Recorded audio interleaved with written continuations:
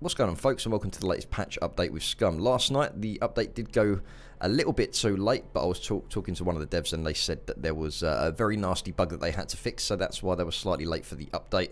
But we're not going to complain about that. These guys have promised and they have delivered. So let's have a look at the latest patch notes. So fortifications, here we go. Now obviously you can go up to a house now and you can claim the door. So it may cost you 100 fame points, 200, 300. We did notice on the stream last night that a church will cost you 300 fame points for just that one door. And there are some pretty big locations you can take over. You can't take over the police station, but churches and other buildings as such you can actually take over. Now, just looking here, I've had a read through this, guys, so I'm just going to sort of make it a little bit easier for you if you haven't seen this yet. And I will leave a link in the description for this, so you can go and check this out yourself after. So, obviously, you can go up to the houses and claim them with your fame points. Obviously, your fame points is now going to be the main economy for Scum, so you will purchase things. And this is only the phase 1 of base fortifications, guys. You're going to be able to purchase other things as they update it as well. So, there's a lot of stuff coming and it's going to be very interesting. Now there's 3 different types of locks. I'll just skip down to this one. You've got the advanced, medium and basic, and you can also create your own rusty lock as well. And you can also find padlocks around the map, which is pretty cool. Now you can add up to 3 locks on one door, which is pretty interesting because you want your base to be safe, etc. So it's nice to be able to have a base that's going to be protected, and all of your gear in there is going to be protected as well.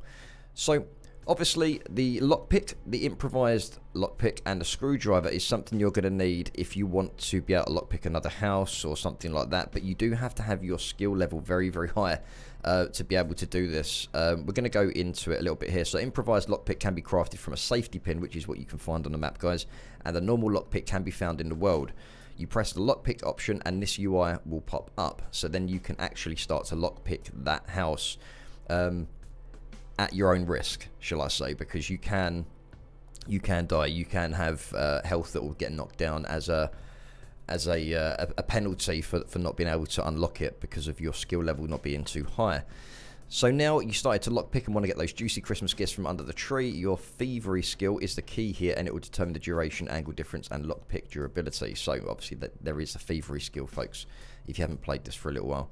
So duration 2 seconds, no skill 4 seconds advance, angle difference 2 times the cone size in which the lockpick will be successful, lockpick durability 1 times to 4 times how much strain the lockpick can endure.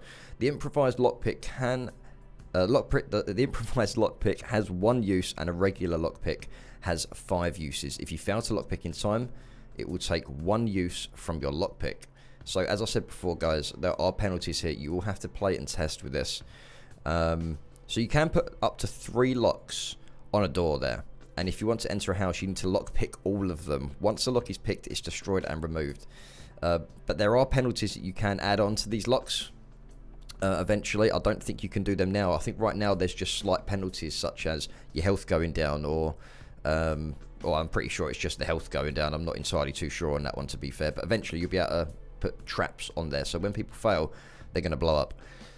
If you want to have a totally secure place, you'll need to board the windows as well. So as you can see here, these are the 3 levels of fortificating the windows. So you've got advanced, medium, and basic. 100 health, 50 health, and 25 health. So the health numbers are just to show the durability difference between each fortification. You can put a fortification on any window, and it does not matter if you bought a door to that house or not. So obviously you can see the advanced is 100 health. So it's just an example to show how strong that product is.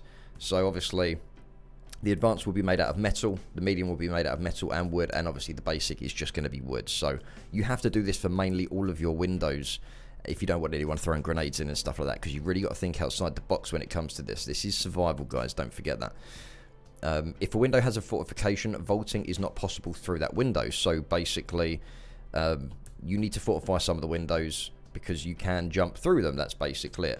Bullet penetration still applies to fortifications and takes into account the material used, thickness of fortifications, and bullet energy. So you can shoot these. It will probably take the health down a little bit on these fortifications, but it will probably take a hell of a lot of rounds before it destroys it. Maybe not so much the basic one, but I don't really think many people are going to use that really at first. So as you know, there is snow on the map now. The Winter Wonderland, as the devs call it. This is incredible.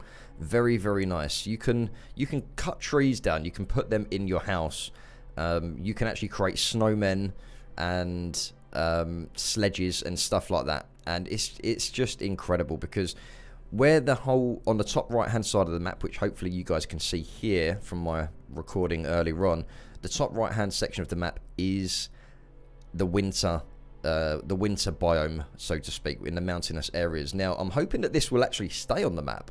I don't know if it's just for Christmas, but because there's a lot of Christmas features in the game at the minute. Certain hats, slippers, reindeer hats, and they can just implement these whenever they like. And this is why it's so good, the Unreal Engine, because they can play with it as much as they want.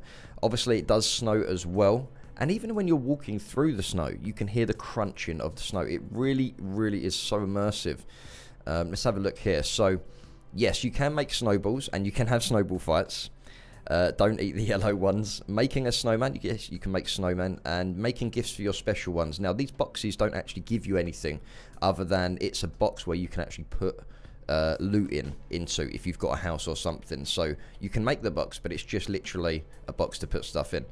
Sledding down a hill, a snow sled can be found around the island, but it can also be crafted.